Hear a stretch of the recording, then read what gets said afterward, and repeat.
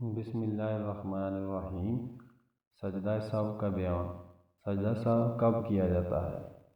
جو نماز میں چیزیں واجب ہیں، اگر ان میں سے کوئی واجب بھول سے چھوٹ جائے تو اس کمی کو پورا کرنے کے لیے سجدہ سہو واجب ہے، اور اس کا طریقہ یہ ہے کہ نماز کے آخر میں اتحیات پڑھنے کے بعد دائیں طرف سلام پھیرنے کے بعد 2 سجدے کرے اور پھر اتحیات اور درود شریف اور دعا پڑھ کے دونوں طرف سلام پھیر دیں۔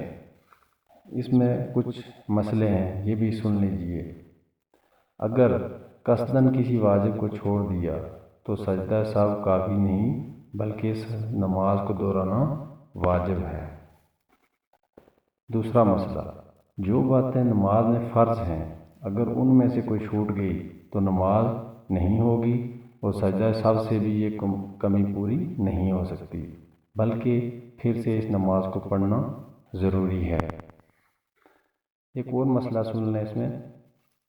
پہلے قعدہ میں اتحیات پڑھنے کے بعد تیسری رکعت کے لیے کھڑے ہونے میں اتنی دیر لگا دی کہ اللہم صلی علی محمد پڑھ سکے تو سجدہ سہو واجب ہے، چاہے کچھ پڑھے یا خاموش رہے، دونوں صورتوں میں سجدہ سہو واجب ہے۔